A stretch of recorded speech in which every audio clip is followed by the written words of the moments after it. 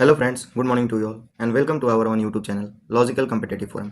आज हम लोग जून महीने के अंतर्राष्ट्रीय घटनाक्रम को देखेंगे। So let's be start.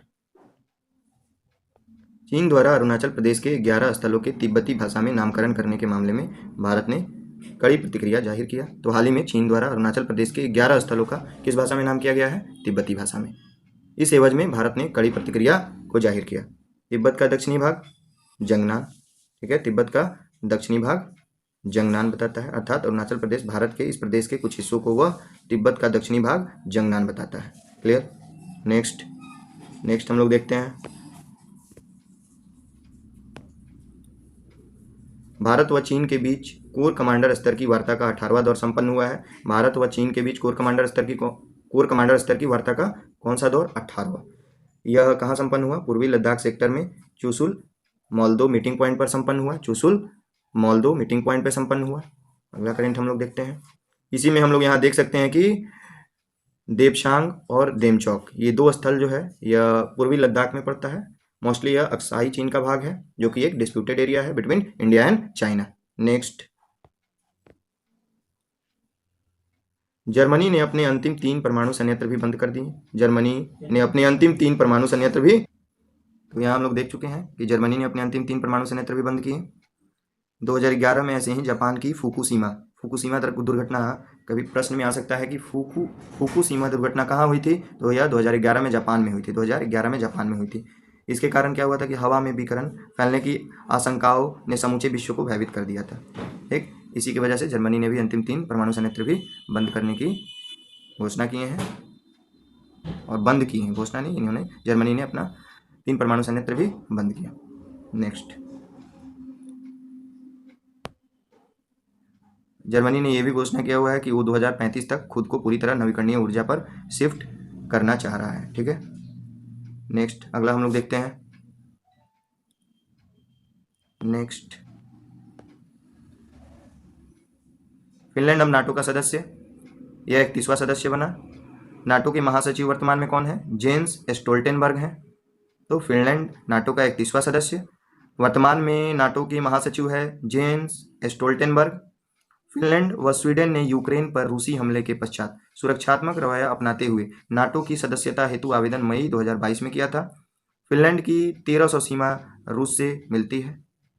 NATO के सदस्य देशों में टर्की और हंगरी को छोड़कर सभी देशों ने, अर्थात सभी नाटो सदस्यों ने दोनों नॉर्डिक देशों के आवेदनों का स्वागत किया, लेकिन टर्की और हंगरी ने इसका स्वागत नहीं किया। नाटो में किसी देश के नए सदस्य के रूप में शामिल करने के लिए यह जरूरी है कि संगठन के किसी भी सदस्य को इस पर आपत्ति ना हो। तो नाटो में यदि किसी देश को नए सदस्य के रूप में शामिल करना है तो नाटो के सभी सदस्य देशों की सहमति जरूरी है। नाटो अब क्या है देखते हैं। तो नाटो यूरोप व उत्तरी अमेरिका, दक्षिणी अमेरिका नहीं, यूरोप और सिर्फ उत्तरी अमेरिकी देशों का एक राजनीतिक एवं सैन्य गठबंधन है। अमेरिका, ब्रिटेन, फ्रांस व कनाडा आदि देश इसके सदस्यों में शामिल है। इसकी स्थापना, अर्थात नाटो की स्थापना 4 अप्रैल 1949 को हुई थी।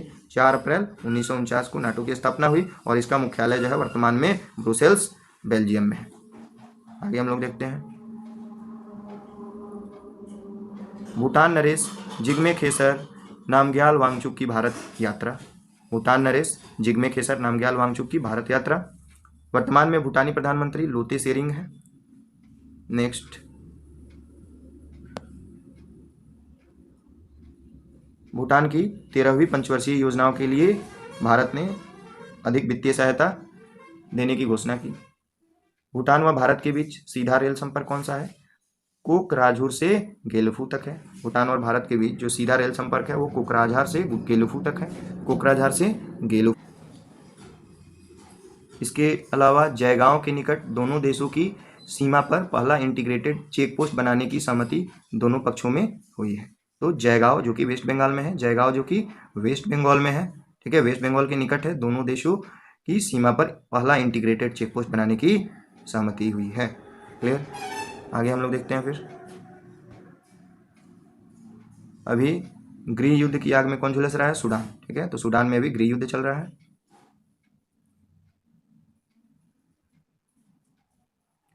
भारतीयों की संख्या सूडान में लगभग कितनी थी? 3000 थी, और इनकी सुरक्षा भी जरूरी थी। इस एवज में संयुक्त राष्ट्र संघ के साथ साथ पड़ोसी देश सऊदी अरब की मदद से भारत द्वारा यहाँ पे नागरिकों की निकासी के लिए ऑपरेशन चलाया गया। भारत के द्वारा जो ऑपरेशन चलाया गया सूडान में फंसे भारतीयों की निकासी के लिए, वो था ऑपरेशन कावेरी। तो भारत के द्वारा जो ऑपरेशन चलाया गया सूडान में फंसे भारतीय नागरिकों की निकासी के लिए, उनकी वापसी के लिए, तो वो था ऑपरेशन कावेरी। तो भारतीयों को सूडान पोर्ट से जेदाह सऊदी अरब लाया गया, ठीक है। उसके बाद वहीं से भारतीय वायुसेना से उन्हें भारत लाया गया, भारतीय वायुसेना की मदद से विमानों के द्वारा भारत लाया गया। क्लियर। तो कौन सा ऑपरेशन चलाया गया था सूडान में फंसे भारतीयों की निकासी के लिए? तो ऑपरेशन कावेरी। नेक्स्ट, संघाई सहयोग संगठन के रक्षा मंत्रियों की बैठक नई दिल्ली में संपन्न हुई। संघाई सहयोग संगठन के रक्षा मंत्रियों की बैठक कहाँ संपन्न हुई है? नई दिल्ली में, ठीक। भारतीय रक्षा मंत्री श्री राजनाथ सिंह की अध्यक्षता में। आतंकवाद और उग्रवाद जो हमेशा से इस मुद्दे को उठाया जाता रहा है, फिर से इस बैठक में इस मुद्दे को उठाया गया भारत की ओर से। साथ साथ खाद्य संकट का भी उल्लेख किया गया, ठीक। तो इसी के साथ ये अपना अंतर्राष्ट्रीय घटनाक्रम का लेक्चर सीरीज समाप्त होता है। Thanks to you all. Next we will meet with another series.